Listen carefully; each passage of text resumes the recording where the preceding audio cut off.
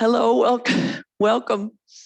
I'm very happy to invite you to our first in-person forum in many years, after many years of COVID. I'm delighted that we're here to talk about the critical first years. This is a forum hosted by the Heller-Hurwicz Economic Institute, which was established in 2010. This is an institute we have here at the university to bring visibility to path-breaking research in economics going on across the university, to headline our undergraduate students and our graduate students in our faculty research. Today, we're very happy to have three experts in the field of early childhood education, and we're going to have Art Rolnick introduce them and moderate the panel. I want to bring attention to the fact that there will be also some poster sessions, a poster session following the forum, and we'll be highlighting the research going on that is done by our undergraduate RAs. So I'm going to turn it over to Art. Thank you very much, Art. Thank you, Ellen. Great to be here. As many of you know, I'm pretty passionate about this issue. And it's interesting, in the last few weeks, I've been to in-person events, and in virtually every case, the speaker says, isn't it great to be back and interacting with people directly and in person? There's something about that human interaction. As adults, we clearly need, many of us, we've missed it. But that human interaction is even more critical in the earliest years. This is what the neuroscientists have told us about brain development.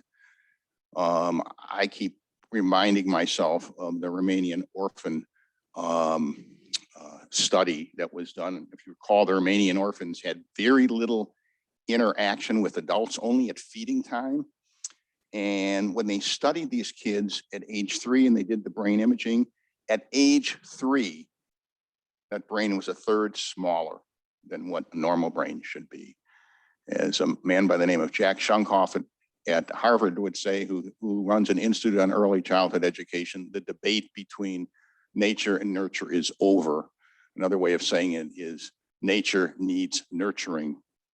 So these are critical years. And today we're going to hear, as Helen mentioned, from three experts, I'm going to say, on some of the most recent research in early childhood education and the policy challenges we face bringing this research to reality.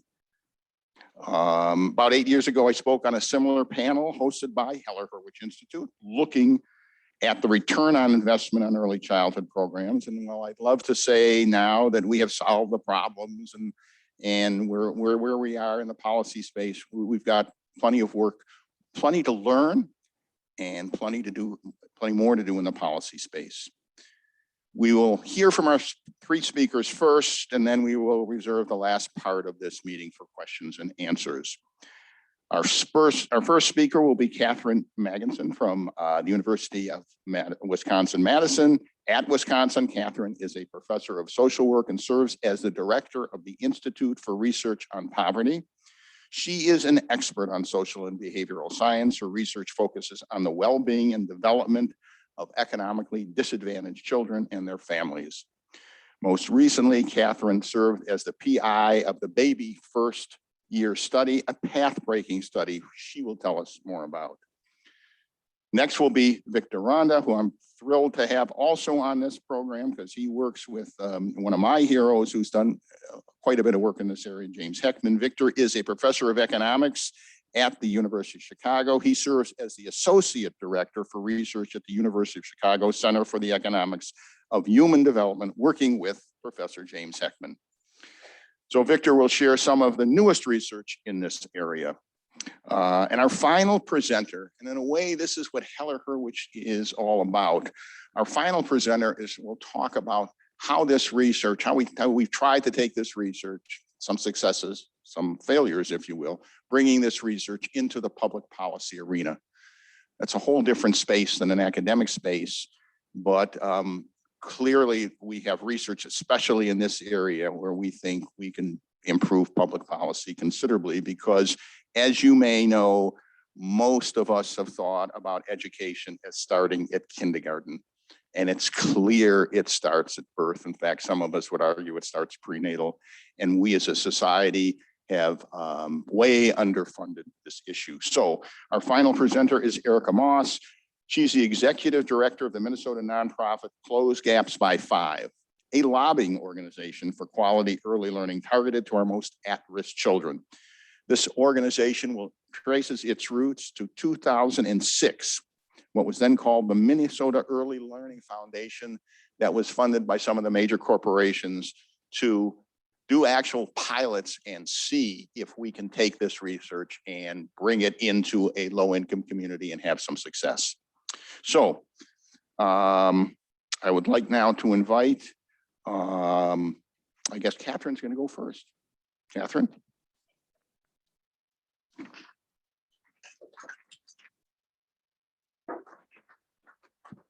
Let me make sure. Can you hear me? Is that clear enough? Okay. Thank you. I received the invitation to talk this evening, and I was delighted to say yes, not only because I too am happy to be back in person, but also my father got his PhD right here at the University of Minnesota, and my mother was a worker in the Pillsbury Settlement House, working with at-youth risk. And so it always feels a little bit, despite being an East Coast person, originally I grew up being regaled about very cold winters, and feel I have some family roots in this area, as well as now a research project that you'll hear about. I am older than I look, I'd like to say, and I've been at this for at least 20, 25 years, really trying to think about what is the research that's needed to move this county, city, state, and federal government forward on really understanding how we're building a science base with very clear implications for what we should do to support children. I now direct a federal poverty center. It's the longest federally funded poverty center in the country. And my work and much of the work on the center is focused on early childhood, because we now know from science, and a variety of sciences, developmental science, neuroscience, economics, public health, the critical importance of getting children started on a good, strong foundation so that they grow up to become productive citizens later in life. So I am not a neuroscientist, I'm a social scientist, but I've been working closely with Kim Noble, who is a neuroscientist, and a tremendously wonderful postdoc called Sonia Troller-Renfrey on a project. And I've learned a lot from them. And I think many of you have probably heard this as well, if you've been paying attention to what's coming out of the neuroscience. We now know just how sensitive the brain is to early experience, right? When we are born, there are millions of neurons that are ready, primed for experience. And when it's good experience, those pathways are built in a strong way. But adversity can have effects that are not adaptive for later in life. We also know that adversities are more frequent and more common in low SES, in economically disadvantaged households. This is well documented across numerous studies, populations, frankly, of course, across the world.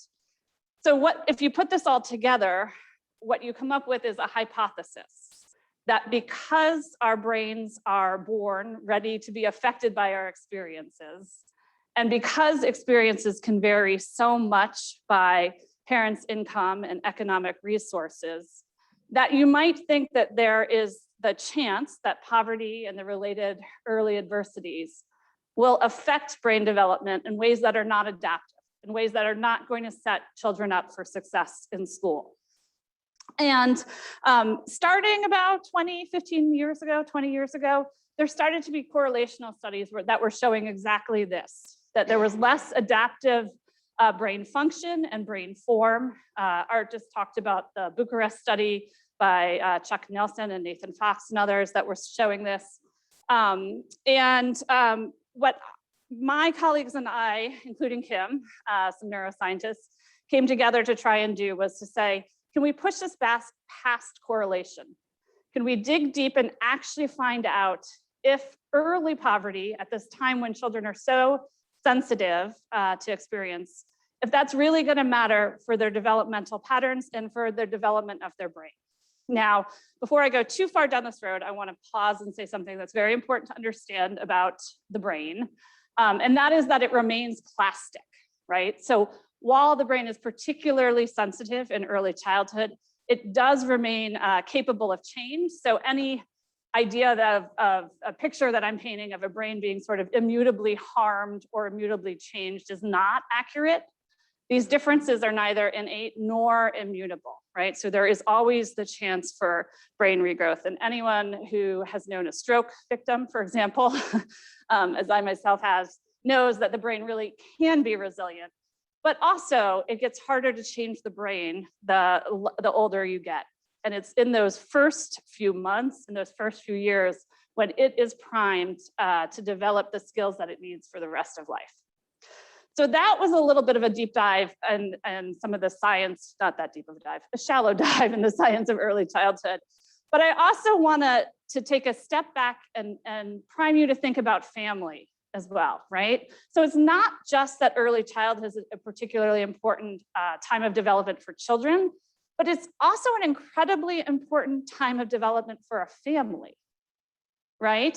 So think about that. Younger workers, and not many resources when we have a policy generally that focuses on full employment and not enough support for care and education of the children at the same time.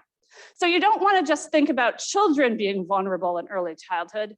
You also want to think about their families and what are the supports that our communities can provide for families so that those parents can then in turn provide what's needed for their children. And I say this in the context of knowing that we're in a historical period in which incomes are more unequal across the SES distribution. And it's not just that we have more households that have more resources and more households that have less resources, but also that they're spatially and geographically separated. So we are less equal than we have been in a long time. And that is resulting in far less, I'm going to argue, investment than we need in our most vulnerable families and children. This is a graph, if you can't tell, it's a graph. And this is the graph that has motivated me and my focus on early childhood. So I always like to share it as often as I can. So this is showing two cohorts. The brown cohort is a set of children that entered kindergarten in 1998. The blue bars represent a cohort of children that entered kindergarten in 2010. They're first observed in kindergarten. And what this is doing is taking kids on the bottom 20% of the income distribution and comparing them to kids in the top 20% of the income distribution, and then graphing their differences in reading, math, approaches to learning, which is sort of how tenacious they are, and then externalizing and internalizing, which is behavior problems. So how aggressive are they, and then how withdrawn are they? And there's 2 points that I want to make. The first is that the differences that you see are largest in reading and math skills. So when people are talking about kids entering school, this shows that they are already a year behind. Those low-income children are a year behind. It's as if their more affluent peers have already finished kindergarten and they're just starting out. They're all in the same classroom. They're all in kindergarten, but there's that much difference. A year's worth of learning, they are already behind. The other thing that I'd like to point out, and I can't help myself, yes, children's emotional and mental health is critically important for their well-being, but the largest gaps that you see are not in those areas. It's because there's some wealthy, misbehaving kids and some very well-behaved low-income kids. The big differences are in the basics of reading and math. And at least for these two cohorts, you didn't see much change over time. There's a little bit less of a difference in that 2010 cohort. Stay tuned, there'll be another cohort coming out in the upcoming years. But to me, this is the laser light focus. We are already a year behind if we wait till kindergarten. We have missed those critical years. And we know there's a lot that we can do that will help reduce those differences. I'm going to talk about two things. I think I have 20 minutes. That's not enough time, so I'm going to go quickly. But please ask questions when I haven't covered everything that you need to hear during the session. So we're going to talk about two things. I'm going to talk about cash, money, giving parents money. It's a project that we're doing right here in Hennepin and Ramsey County. And I'm going to, when people ask me what are my two policy recommendations, I say, I think we need to learn more, but it might be a good idea to give cash. I always say we should do more to provide high quality care and education. And I don't have enough time, so I'm just teeing up Victor's talk. There's just a little teaser of what he will tell you. But I want to be clear that I'm behind whatever he says as well. It's a good investment. Okay, so about almost 10, 12 years ago, a large group of people came together. We were poverty scholars. We were concerned about children. We had been studying welfare reform, including MFIP here in Minnesota. Lisa Janetian had been involved in the MFIP evaluation with MDRC. And what we said is we need to get strong causal evidence so that when policymakers are thinking about increasing benefits like the EITC or decreasing benefits, reducing SNAP, taking away benefits, that they have evidence about what the effects will be for children. We have evidence about what the effects will be for adults through other work, but there was very little good evidence on what would happen to children.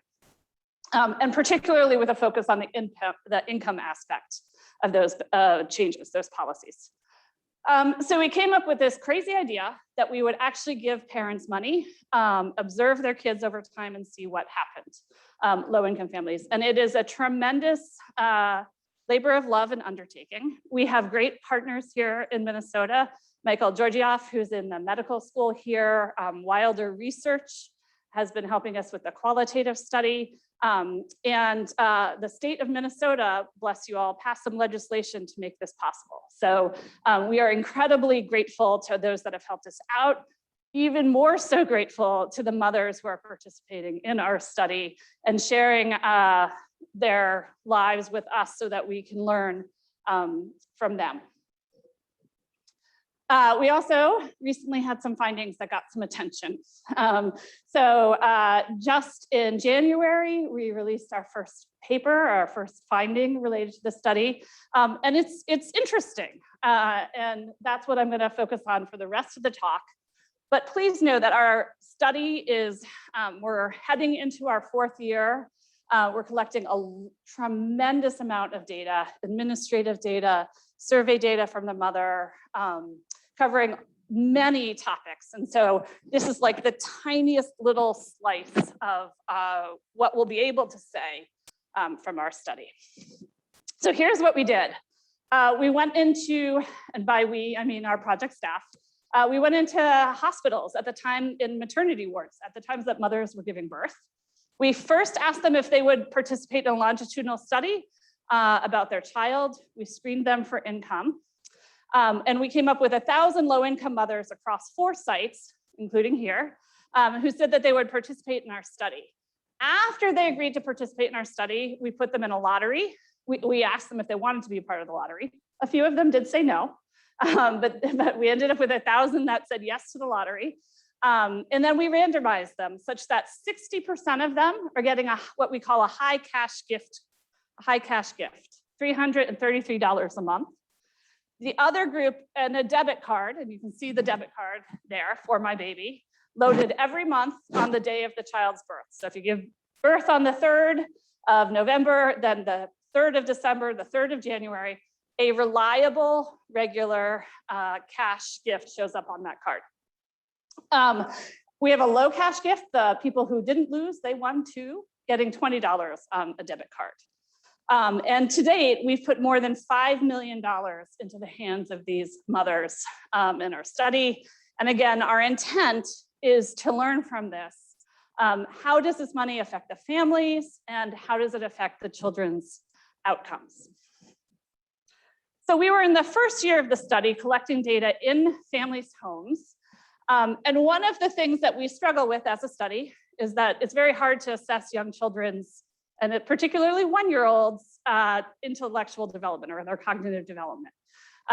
Some can talk, some can't, but the number of words they're saying at 12 months doesn't predict much of anything. So the neuroscientists said, and literally months before we were going into people's homes, a new mobile EEG, electroencephalography, I have to say that slowly, EEG, was put to the market. And so we were able to take this into the families' homes when we were interviewing them and get a sample of the children's brain activity. It is simple, it is fast, and it is so much less expensive than MRIs, which is the other way that people think about studying these things. And again, I'm not a neuroscientist, but I've learned enough that I believe I can explain this. So the EEG caps, which you saw in the infant's brain, work a lot like microphones. So they amplify the activity that's in the brain such that it can be recorded. And then neuroscientists will decompose it into different levels of oscillation. There's the fast frequency oscillations, that's your gamma, your betas, and your alphas.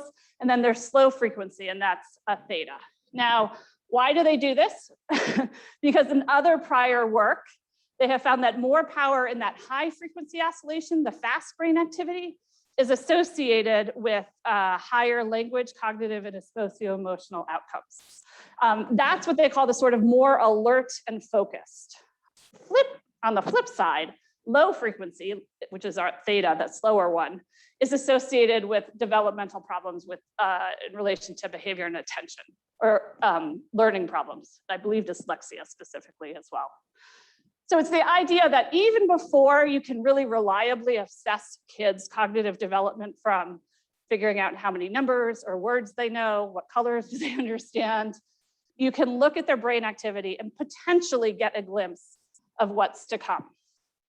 So we hypothesized, and Sonia, my co-author, analyzed, bless her. This is what we hypothesized. We thought that for those that are in the high cash gift, that's the darker line, we would see less of that slow oscillation and more of the high speed, fast oscillation. It's a nice, pretty graph of what we hypothesized. And I will go forward to what we saw. A little messier for sure. But so we didn't see differences in that slow oscillation, theta. We saw a glimmer of differences in alpha, but we did see differences in beta and gamma. So the two highest frequency bands, we saw differences across the high cash and the low cash gift groups. I like to laugh because this looks really impressive. Can you tell? So this is the parts of the brain that the oscillations are associated with. And what you see is that for absolute theta and absolute alpha, they don't look that different, but you can see the differences for absolute beta between the high cash gift group and the low cash gift group. But then my co-author told me that these are actually fake pictures. So they're artistic rendering of what you would expect to see if you had this type of picture based on the patterns of the data. So don't be that impressed. Okay, so I think our major takeaway is that we're seeing glimmers that this might indeed, having this extra money might be useful for the families. I had a slide in here, which I seem to have lost, that talked about pathways.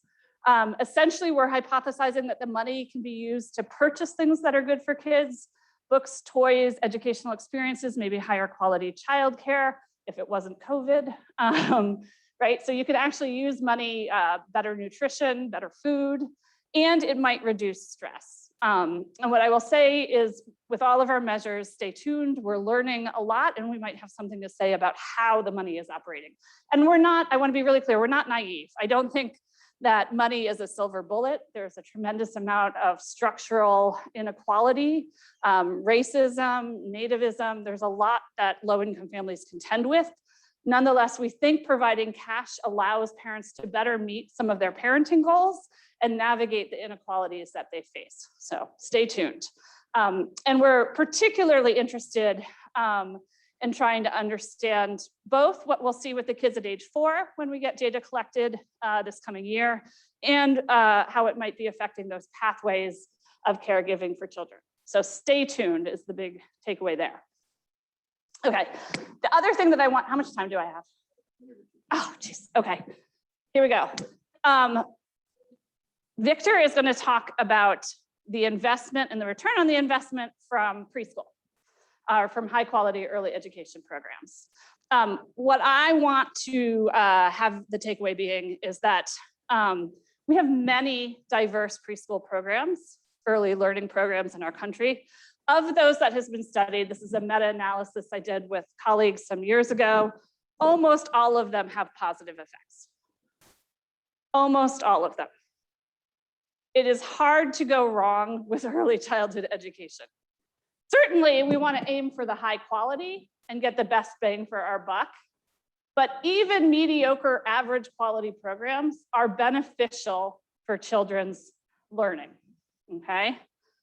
And even mediocre programs are beneficial not just for children's early learning, but we're increasingly seeing evidence that they have long-run effects, even if, and I think this is really important because some of the pushback comes like, well, we see test score differences at the beginning, but then they go away. Several studies, including one that I'm working on with Bill Gormley and Sarah Amadan, looking at the Tulsa preschool program, which is what these data are from, and these are hot off the press. They're under review.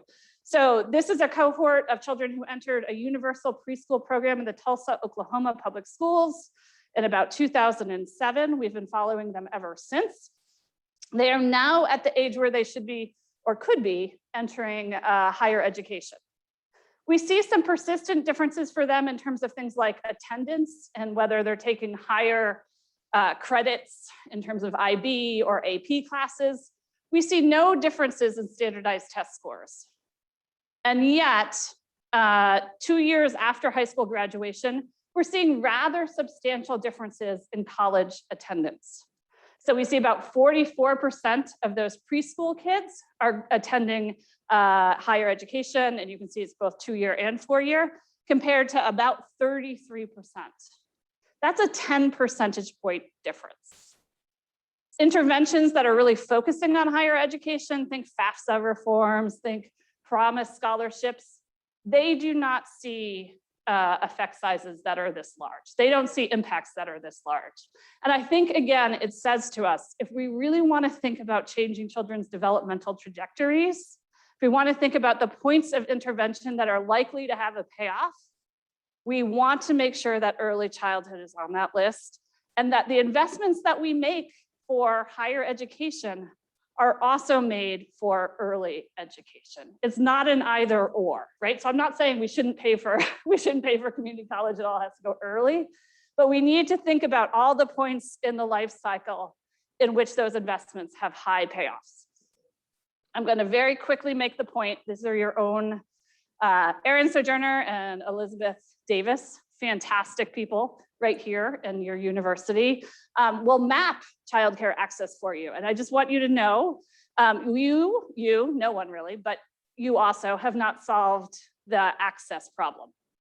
We know that about 50% of children are not able to access high quality care and education programs. And even those that may be able to access them generally can't afford them. It's about $15,000 a year, right? That's a lot of money, particularly for families that are on limited budgets. Okay, so give me 30 seconds. My conclusions are pretty basic. We know that about 1 in 5 children live in poor households. And we think, we're hoping to find out more, but we really do think that economic resources can help their families support their healthy development, especially in those first few years of life, that first year, that second year. Second, we know that 50% of young children are not enrolled in preschool programs. And we also know, and Victor will tell you more, that early learning programs and experiences really do pay off and serve as a foundation for later learning. You should think about this as a parent who wants your child to do well. You should think about this also as a business and an employer who wants to be able to hire people who have good skills. And you should think about this as a government official who wants those citizens to be paying their taxes. So I'm done. Thank you very much. Terrific. Victor, I think she set you up, but a tough act to follow. No, that was a great. Can you hear me? Yeah, so that was a great setup for what I'm going to talk about. So following up a little bit on Katherine's talk, I'm going to talk a little bit about the lasting and intergenerational benefits of early childhood education. So really focus on what is the possible value of these programs of investing in young children, right? So Katherine said that the nice graph about different programs that have been evaluated. And I'm going to talk about the preschool program. And as you can see, was one of the earliest interventions that were in those graphs and one of the largest effect sizes. But I think the it's a great program because it can tell us a little bit more about how successful these programs can be if we make them high quality and if you really invest in children. And the good thing about Perry is because it was in the 60s, we have like really long-term follow-up of the participants of this program. So we can really see like this lasting effect that Katherine mentioned about education. We can also see not only about education, but like at age 50, and then what happens with their kids after they also enter the labor market. So let me get into the talk. So the fundamental question that we would try to address by analyzing Perry was understanding like, is the current level of investments in early childhood education justified? Is expanding the levels as a lot of new government policies are in place? Is that also justified? What are the net social benefits of investing in early childhood for these kids? And the problem with a lot of studies is that you always focus on the short-term evaluations. So Katherine already mentioned that a lot of the times you implement these programs, you see very large effects in the first 1 or 2 years after the program ends. And then once students enter schools, you see like a major decrease in the effect size of the program. And then the question is, okay, did this not work, right? Like what happened here? Do we really don't have anything on treatment effect on these kids? But then if you follow up these kids later on in life, you end up seeing effects that just start appearing again, including education, but also earnings. And then you see effects on the kids, right? So understanding these long-term effects is very important. And that's something that we can do with our study on Perry. So the Perry, we mentioned Perry a lot. So what was Perry? It was like a very high quality early childhood program. Importantly, it was one of the first programs early childhood programs that were evaluated by a randomized controlled trial. So we have a control group and a treatment group that have been followed up to age 50. It was a very important pioneering study implemented before Head Start. And in fact, we have evidence that at least 30% of Head Start programs in the US are based on the Perry preschool curriculum. And importantly, that's the point I'm trying to make, we have very long-term follow-up of the participants up to age 54. So we can really see what is the possible long-term effect of this program of investing in children up to age 50. And in the latest data collection, we also collected data on their children. So we can see this intergenerational impact of the program. Not only like you invest in children, you affect their lives, as you can see, it's going to affect the effect of their children as well. And this is very important because a lot of the studies that you see in the treatment effects do not consider this type of information. You just focus on the participants themselves. So the Perry was a randomized controlled trial in Ypsilanti, Michigan during the 1960s. It mainly targeted disadvantaged African-American children. The treatment from the program was about 2.5 hours of preschool interaction sections during the weekdays and a weekly home visiting. And that happened from age 3 to age 5. And basically the program randomized 3-year-olds, and there were about 123 children that participated in this program. The idea of Perry was to spur the cognitive and non-cognitive skills of the children. And the idea of the program was that children planned, executed, and reflected on the choices. It was like a very intensive interaction between the teachers and the children. The children had, it's something like a Montessori program nowadays, where the children need to think about what they're doing, what the choices are, and how they're implementing those choices. There are a lot of teacher-guided feedback. And important for the talk, the total program cost was about $25,000. Okay, so it seems like a lot of money to invest in these kids, especially for a 2.5-hour preschool section. But as you can see, the returns far exceed this cost. So the Perry was, the participants were follow up from at the beginning of the program until age 50. Like I said, recently at age 54, we had data collection on these participants. And we have information on their school, interaction with the school, police, criminality. We have information on their lifetime income, which is going to be very important for the cost analysis of the program, the benefits of the program. And like I said, one of the really exciting things we have from the recent analysis of this data is we have information on children of the participants themselves and also on the siblings. But I'm not going to talk too much on siblings today, but there are also interesting spillovers across siblings. So here's just a summary of what I'm going to be showing today, like of what the potential for early childhood investments are. So you can see that the investing in children can have long-lasting effects on cognition. So that kind of goes out, fights away this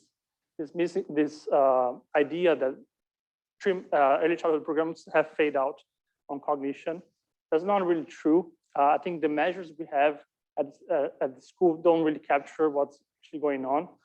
If you look at executive function at age 54, for example, we see very strong treatment effects. The same thing with health and personality of the participants. We also I'm going to be showing you like some evidence of intergenerational impacts. So the idea of this program is that the program improved the lives of the participants, improved their family environment. They were more likely to stay married, especially during the early years of their children. They tend to have higher income, and they also have lower criminality. And all these different things kind of improve the home environment of their children, which resulted in a lot of intergenerational benefits on education, employment, criminality, and also their health. And another thing that part of this research agenda that we did was to try to monetize all these different benefits. So not only say like we see the benefits of these programs on their children, but try to say like what is the value of the program in terms of reduction in criminality, in terms of higher income for the participants, and better education. And once we do that, we can see that the returns are not only if we focus on the participants, we're missing a lot of the possible benefits of this program. So here's just like a few graphs. I'm going to just show you a few graphs with some of the interesting results that we found. So here's the fact that the program 50 years after it ended. So this is age 54 when the program was age 3 to 4. So the participants here are in the treatment are in blue and the control are in red. And you can see there was about a 0.3 standard deviation difference between the participants and from the treatment and control group on their executive function and cognition. So this completely goes away what is known in the literature about fade out. So even in Perry, we saw that the treatment effect on cognition was very strong at the early years, age 3 to 4. It faded out or disappeared when they entered school. But once we collected executive function at age 54, they reappear again. Okay? And we don't know if that's true for a lot of other programs, but we expect it to be so as well. We just don't have them information collected them at age 50 or 40 even. There was also some effects on personality of the participants. So here we see some differences in grit. It's not statistically significant, but it goes in the direction we expected. Some differences in open to experiences, but also are small, not small. They're there, but they're not significant. But we also find effects on positive personality, which is about how risk averse or risk taking you are. So we see that even 50 years after the program ended, we see differences in the personality of the participants and the treatment group. There were also differences in health. So here's like we're plotting the distribution of health for the participants. In blue, the treatment group, and then in white, the control group. And here's in percentiles. So, and this is like a score that takes into account cortisol levels, how many like differences in a variety of risk factors related to health. And we do see like they have differences in health at age 50 as well. But the most interesting thing, and that's what I want to talk most about, is about the changes in the children of the participants. So here's just a really nice graph of how the program influenced not only the participants themselves, but the environment of their children when they were growing up. So here we're plotting the percentage of participants that are married and the percentage from the treatment and the control group in the left graph, where the 0 here is the age of their children. So if you look at a child, see like what is percentage of parents of their child that are married at age 0.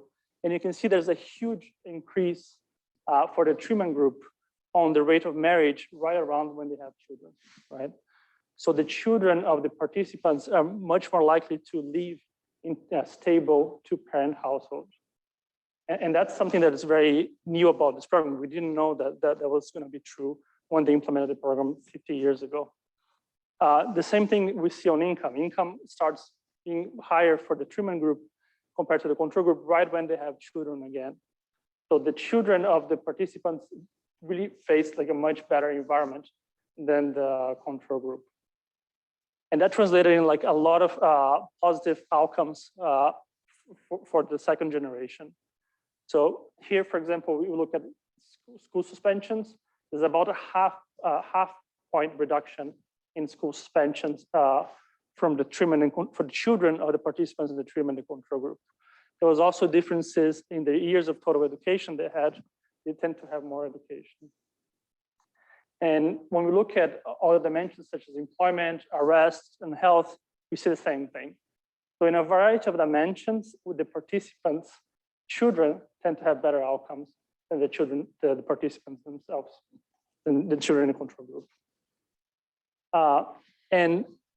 And here's like how we summarize basically these results. So I'm not going to go into details of how this was calculated, but when we think about early childhood education, we really care about, do we see monetary return of investing in these children? And the monetary returns are kind of very large. So if we just look at the participants themselves, we look at all this positive outcome that we see from them from 0 to age 54, we see that the benefits of the program outpace the cost by a factor of 9.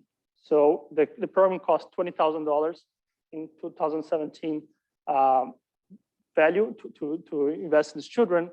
The total benefits that we calculated based on reduction in criminality, higher income, and better health and education for these participants, it's a factor of 9, so about $180,000 for each individual participant in the program. Once we account for this dynastic effect, so the effect on their children, this even increased by about 10.6 benefit over cost ratio. And accounting for the extended dynasty, the effect on the siblings, which were also very large, this number increases even further, about 13.5. So here I just wanted the point of showing you this to say, not only we see these really nice positive outcomes on the participants from not only age 0 to about age 50, we also see improved environments of the families of the participants, which then translated into better outcomes for the children. And when we quantified the total return of this program, the returns are massive. So, and accounting for these externalities even make the returns a lot larger. So that's the point that I wanted to make. Is just saying that the high school prior preschool program just shows what can happen when we invest in young children. We can have really nice large benefits of early childhood programs. They have long-lasting effects. There's no really fade out once we look at the correct measures later in life. We have very strong spillover effects across the family, to the siblings, to the parents, and also intergenerationally. And if you look at the monetary value of those investments, you can see that investing in children can bring benefits about 6 to 13 times larger than the cost of investing in children. So the peri-preschool program is like a really nice example of the value of investing in children.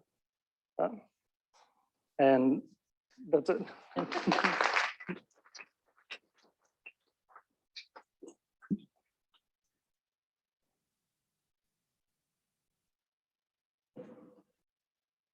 So Ericca, the floor is yours. You've seen some of the current research and what we think looks like an awfully good public investment. Many of these returns are public.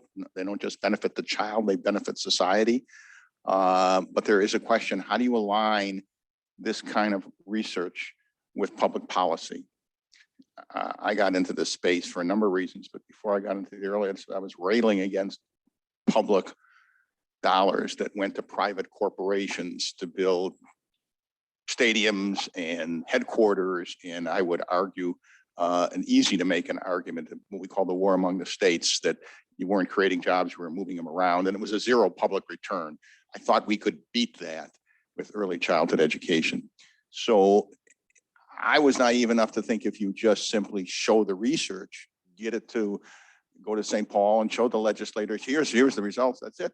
They would fund it. Well, that's just not the way it works. And Ericca will explain what we've been working on since 2006. Thanks, Art. So I was sitting here thinking about how to describe how my work fits in. And I guess I could say that I'm like a salesperson for what Victor and Katherine talked about. My husband is a technical manager at 3M, and I hear him grumbling sometimes about the salespeople who go and sell the products that he develops. And so I hope that Katherine and Victor can show grace with what I have to say about how simple you have to make it to sell it. So Art already talked about the Early Learning Foundation.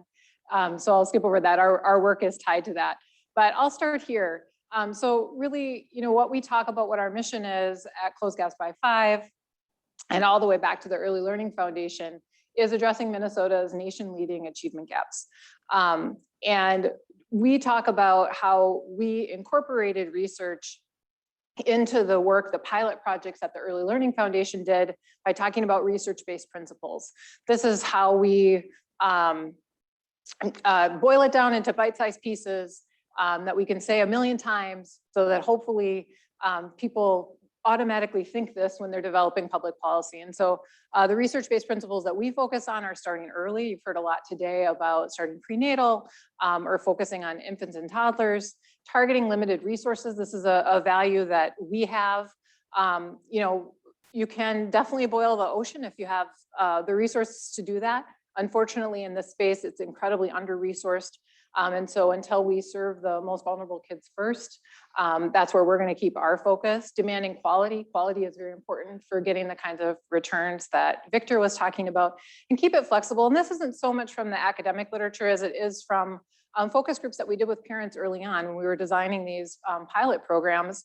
And it's about not just families having choices about the early care and education for their children. That could be like what the curriculum is, the location, what the teachers are like, if it's a home or a center-based program, all of those kinds of things. But also families need flexibility in terms of policy. And I like to think about this as making public policy really sticky. You want your intervention to stick to children and families, so that if they're moving around or other things are going on, those kids are not going to lose access to the benefit of their early education.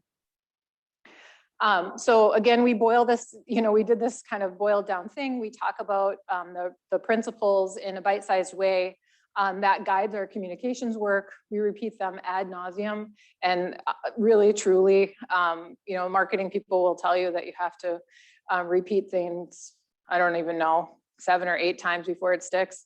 We've done it 100 times, and I'm not quite sure it's sticking yet. But also, it guides our advocacy work. It gives us a really clear framework for evaluating public policies that come forward, and whether or not they're going to get the kinds of outcomes that, so invariably everybody will say every kind of thing that you could imagine doing in early education that's going to get Perry-sized return on investment, and it runs the gamut. And good ideas, not such good ideas. And so what we keep doing is coming back to these principles and using that to evaluate policies that come forward. Is it too simplistic? For the researchers here, I bet, yeah, it feels really overly simplistic, probably. It definitely leaves out a lot of the detail. I work closely with researchers here in our local community as we go about our advocacy work, and I know sometimes they get uncomfortable with how we have to boil things down. But from our perspective, perfect can be the enemy of the good. And when we're trying to get the attention of politicians, we know that they'll barely tolerate some of them, those 10 words. And won't tolerate much more, and that's not a criticism. If there are any policymakers, I'll be really nice in the Q&A. But there's some stuff coming up that might be a little rough. So we think also that this kind of framing earns us respect as we go about our advocacy work. It shows that we're advocating for laudable goals, not interest group politics. So our organization, we present ourselves as honest brokers. We don't run childcare centers. We're not going to make a whole bunch of money if there are a lot of subsidies. And also, as I mentioned earlier, that kind of using the principles to evaluate policy, it helps people understand the method to our madness, even if they're upset by the conclusions that we draw, at least they know how we got there.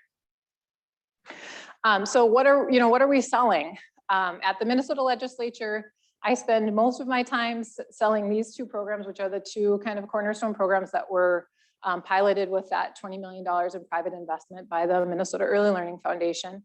The Parent Aware Ratings is a tool to help parents understand best practices used in childcare programs or the quality of childcare programs.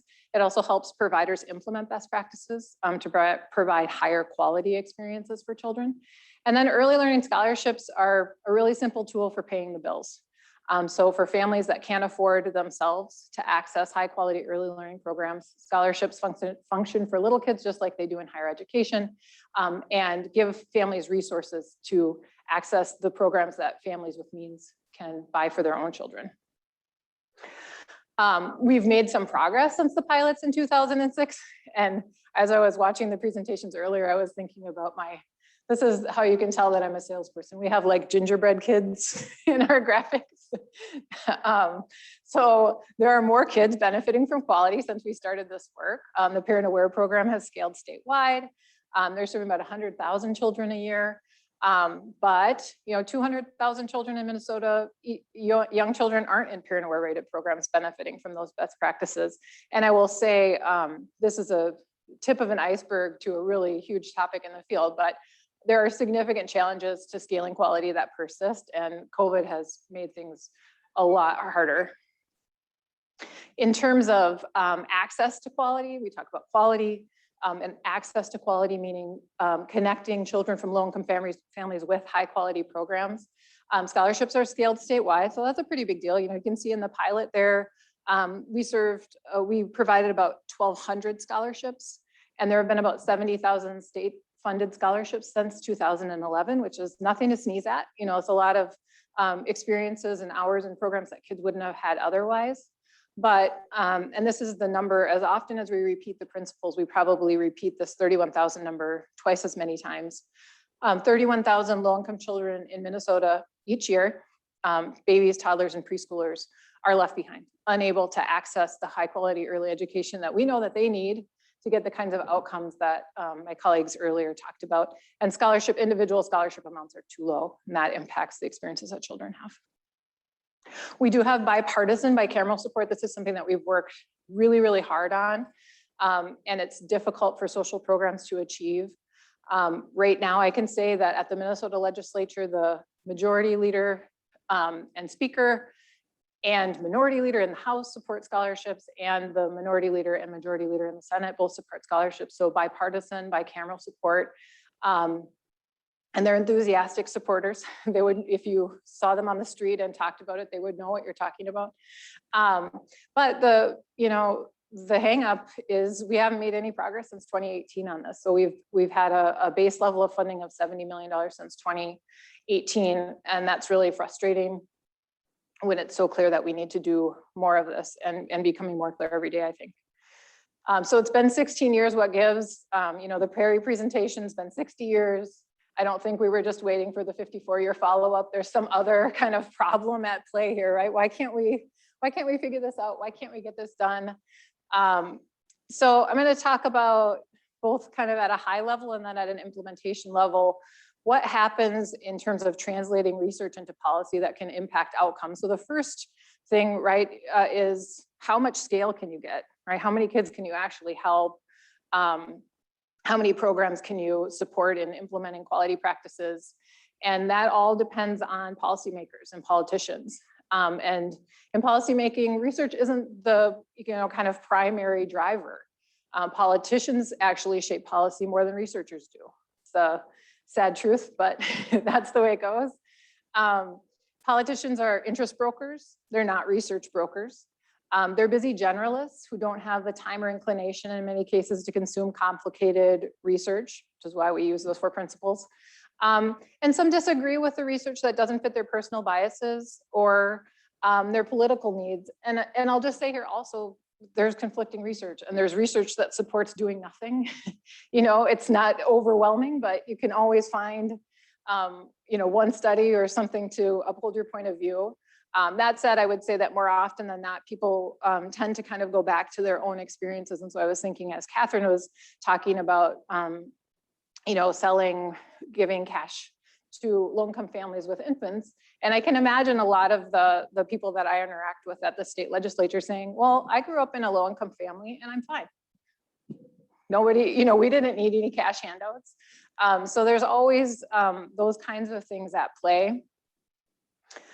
And then there's like a whole bunch of stuff that has nothing to do with research that's actually creating the landscape that you're working in. Politicians respond to what's on fire, the childcare sector.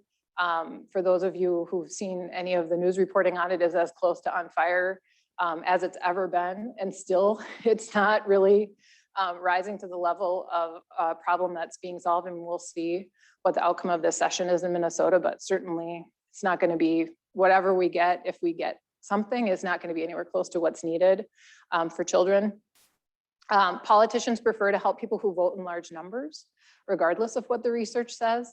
And so obviously little kids don't vote, but also parents of young children are difficult to organize because they have young children. They're very busy and distracted.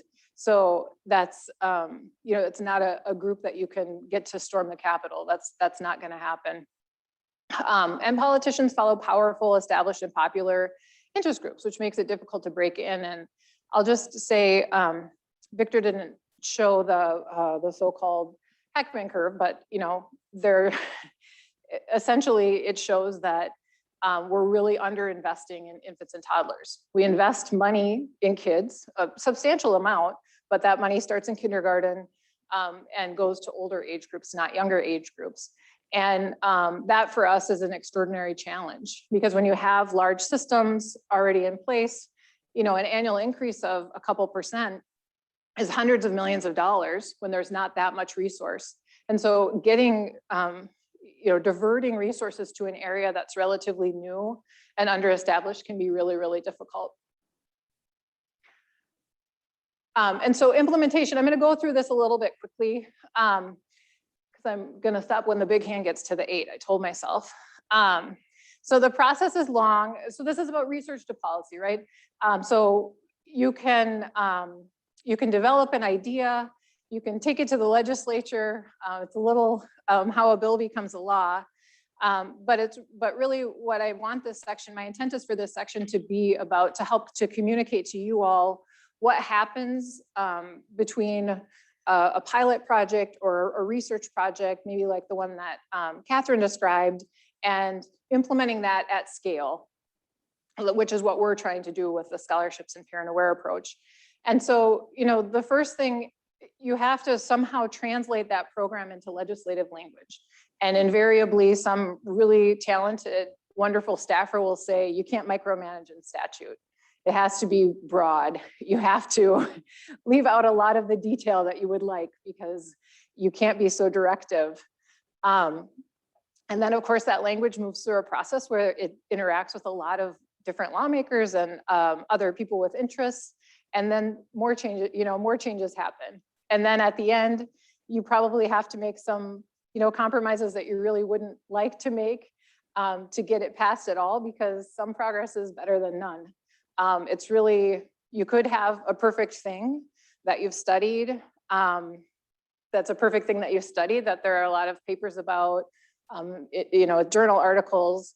But if you really want it to impact a lot of people or help a lot of children in this case, you have to kind of be willing to make some of these trade-offs. And so if you're lucky enough to pass a program, let's say into statute, which we have been, we're grateful for that progress. Then that what you've gotten into statute, which is not as detailed as you want it to be, goes to a state agency for implementation. And the people who work at that state agency are responsible for, you know, reading the words on the page and deciding what that means to them.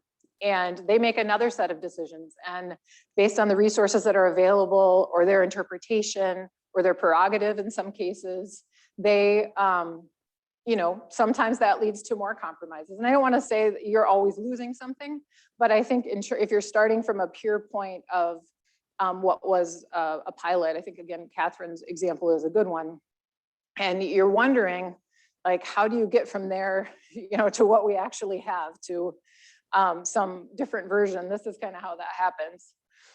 And then it's not really even necessarily just the state agencies, right? The state agency might write a contract for some other kind of middle broker, maybe a nonprofit, and you have more trade-offs and more interpretations and more potential for compromise. And then it goes maybe to a childcare provider from there. Again, more. And in the case of childcare centers, I see my good friend here from the family childcare sector. If you get to the center director level, right, it gets translated into classrooms, and classroom teachers have to figure out what to do with this information. And so you just keep going through all of these layers. And I think you can see, what happens with the best intentions and starting with the best research, maybe sometimes why things don't work out. And so that's something that we're really focused on, is trying to bake into state government when they're operating these programs, some accountability, and even more than accountability, some sense or value for continuous improvement and measuring, and not feeling bad if what you measure isn't perfect, and using that information to inform changes. So I'll go through a couple of examples, maybe take 2 more minutes. So per child scholarship amounts, I mentioned that from our perspective, these are too low. I think Catherine mentioned the cost of childcare, so the cost of preschool in Hennepin County, where we are at a center, is about $16,000 a year. Infant care may be more like $20,000 or $22,000 a year in a high quality program. So in the scholarship, when we piloted it, best time of my life, we got to make up all the rules. We were using private money. We didn't have to deal with a lot of institutions. Scholarships just paid 100% of market rates. We're thinking, hey, the idea here is that we want low-income families to be able to buy what my family can purchase. And we know that market rates don't actually reflect the cost of quality. So we'll throw in some extra money every quarter with a quality bonus.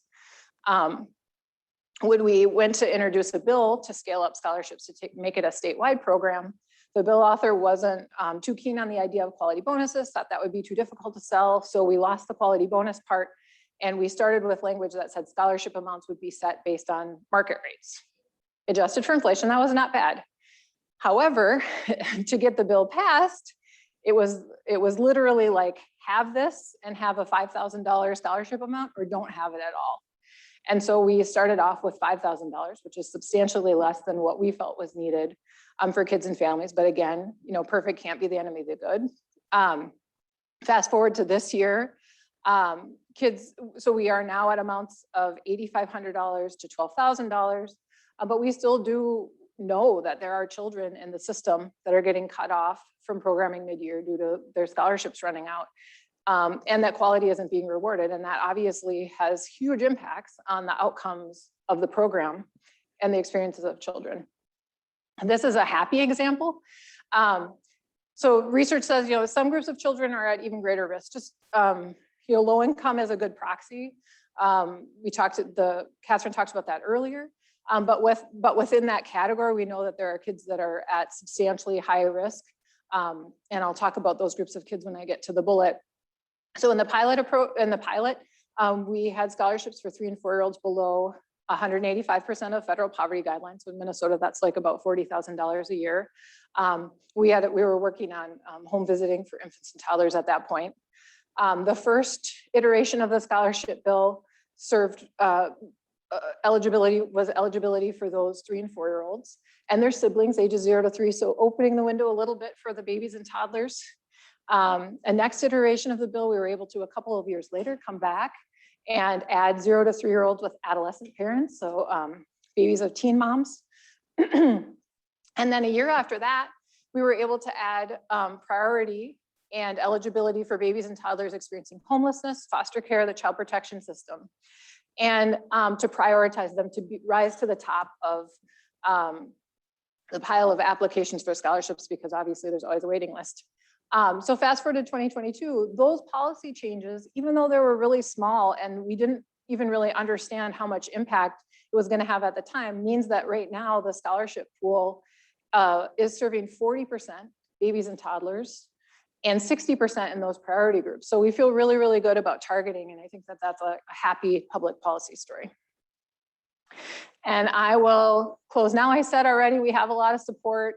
You know, we do feel like if scholarships aren't advanced this legislative session, and I'll do the thing where I ask for forgiveness. I'm not sure if it's okay to ask you all to contact your legislators if you're compelled after the presentations tonight, to let them know that these investments are really important, and that actually not making these investments will make everything more expensive in the future. And then just, you know, the lessons that we've learned in our work, if we don't at least try to stress research in our communications and advocacy policies that are inconsistent are more likely. Being concise, clear, and consistent about the research is necessary for passing research-aligned policies, but it is far from sufficient. Political considerations and implementation factors will also shape the outcomes, but we can't let that discourage us from trying. Thank you. Thank you. Ericca, why don't you stay up here, because all speakers come on up. We're going to open it up for questions. I just want to make one comment relative to how do you go about asking the public for funding for this? Where should it come from? And when we first started this pilot and had all the success, I think people were thinking we were going to go to the education budget, and therefore there's going to be some tension between K through 12 and early ed. And I made the argument you should really think about early childhood education, early childhood development as economic development.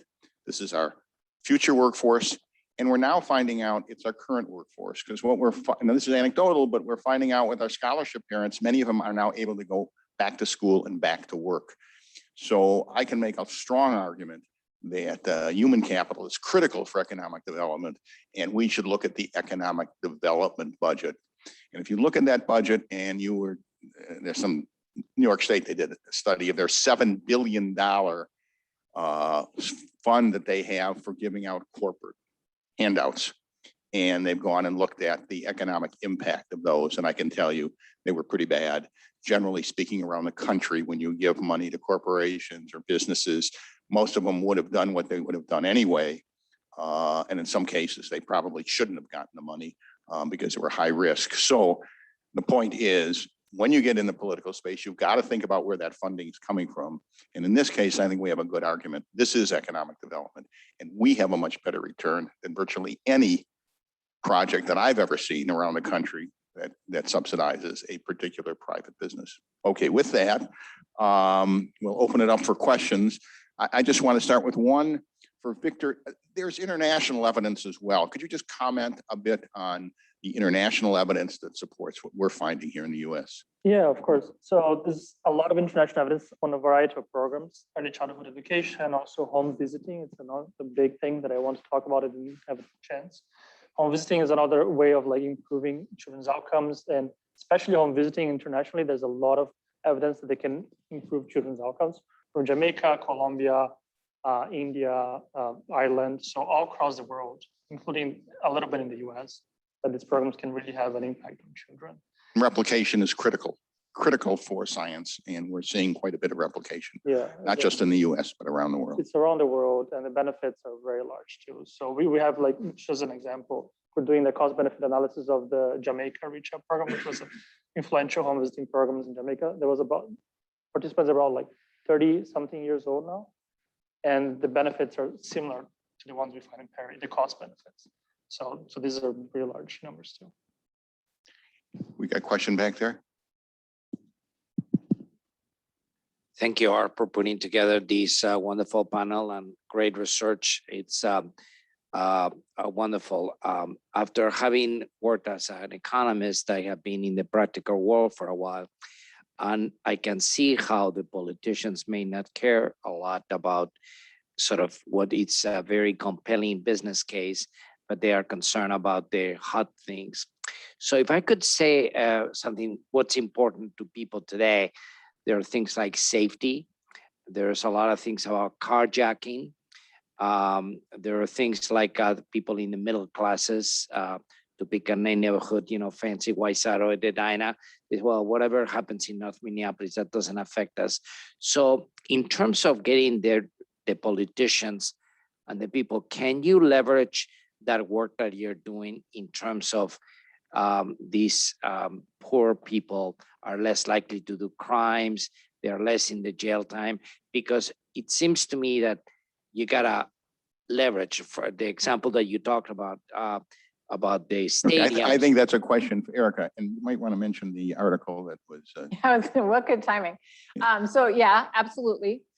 We try to come at it from all of the angles and to attach ourselves like stubborn barnacle to every other issue, not just economic development, education, obviously human services, but also public safety. So for example, a practical example of how we do that, we worked with the sheriff in Goodhue County, that's where Red Wing is, and over the weekend had a piece in the Rochester paper where he was saying, crimes start a lot earlier than when I get to the scene. They start, when kids are younger and aren't getting what they need. And so that's, really important to be engaging messengers from across sectors to try to make the case. Shuttle. I have a question for Katherine. So you showed some, I think, quite surprising results. You give mothers more cash and the kids think more. What is the mechanism in your view? Is it quote unquote just that the mothers are working less and therefore have more time with their kids, in which case they get less attachment to the workforce and perhaps suffer later, or is it something else?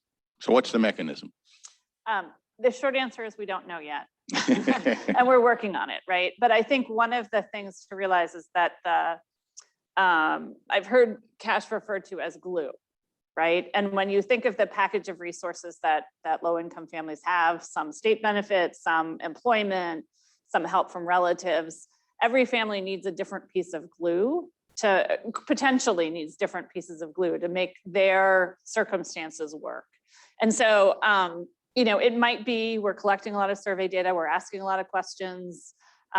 We do see some preliminary results where parents or mothers are reporting spending more time in activities with their children and spending more money on child-related expenditures, books and toys. That's in the early years. We're going to continue to follow them, but it may be at the end of the day that it does something different for different families, right? Because all families are different and they have different utility optimization algorithms as to whether they prefer to work a little bit less or to purchase higher quality care. Sounds like an economist to me. I've hung out with them a little bit in my days.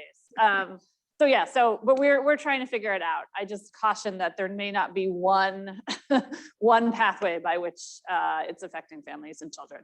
Thomas? Just to follow up, it was fascinating, the extra dollars, then the brainwaves. Did you connect like that level of brainwave change? Is there some other outcome, some cognitive score that you can connect that to? And then second, if you look like with twin studies, if one twin goes to a rich household, the other poor, do you still see that brainwave kind of thing?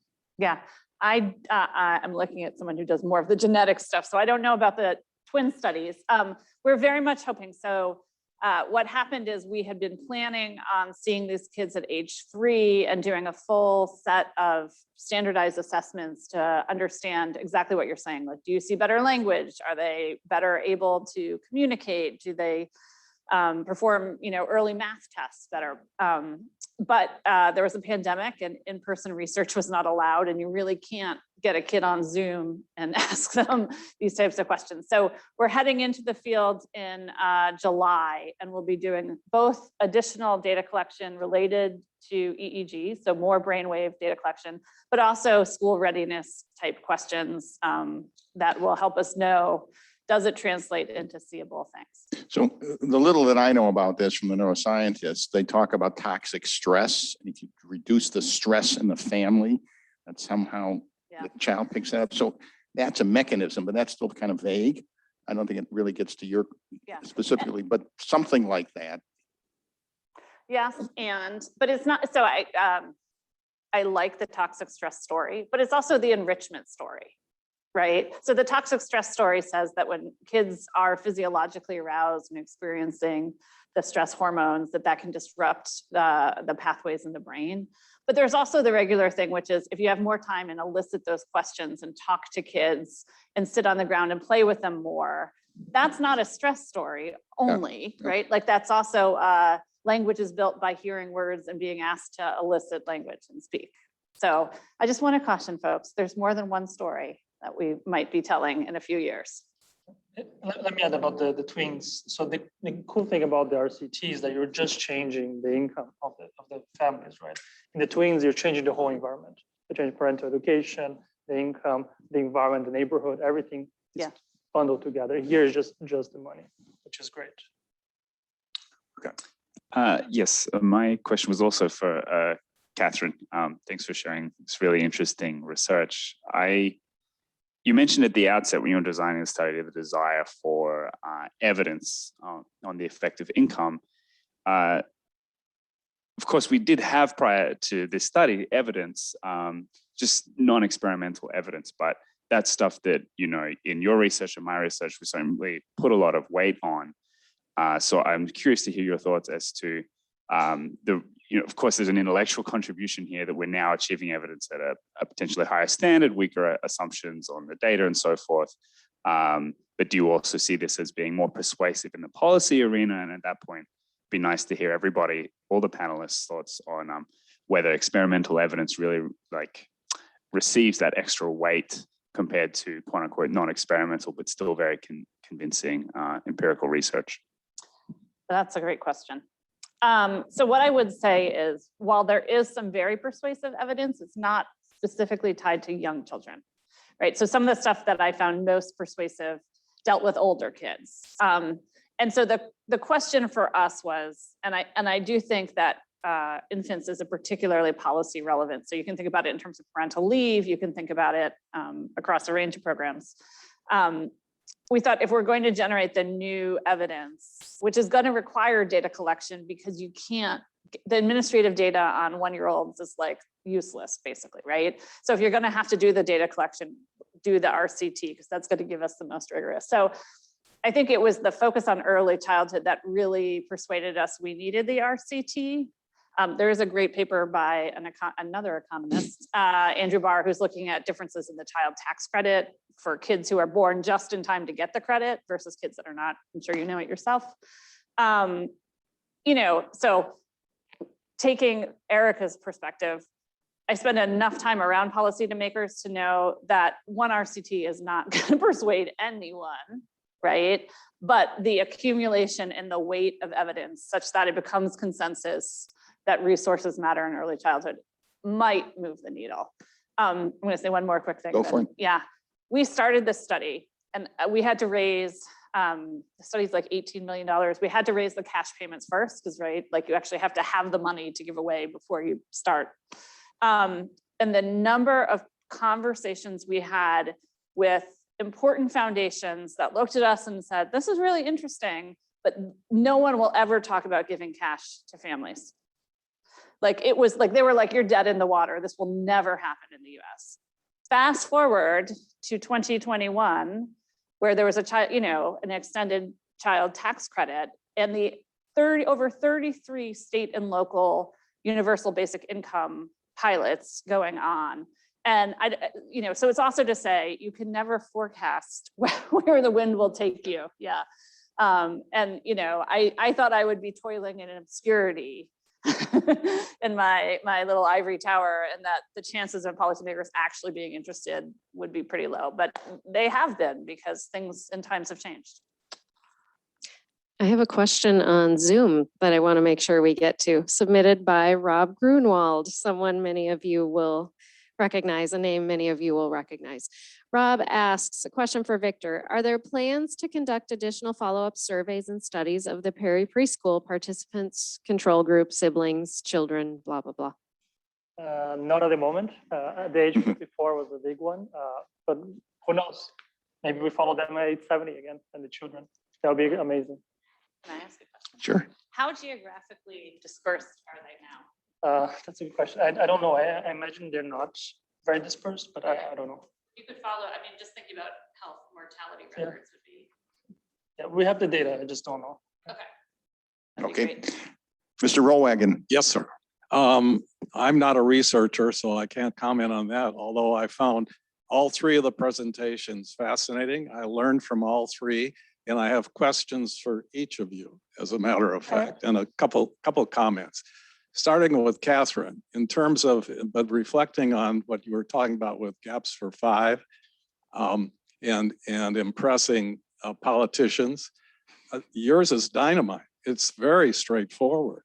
You put $333 a month into the mom's hands or the parents' hands, and the brain works. I mean, you have data that says that. How could it be any simpler than that to put forward? John was the CEO of Cray Research, not a politician, so. They never heard of Cray Research. Anyway, I compliment you, but I would keep to that simplistic look. I mean, $4,000 a year to make a kid's brain work better? Come on, that's my question for you.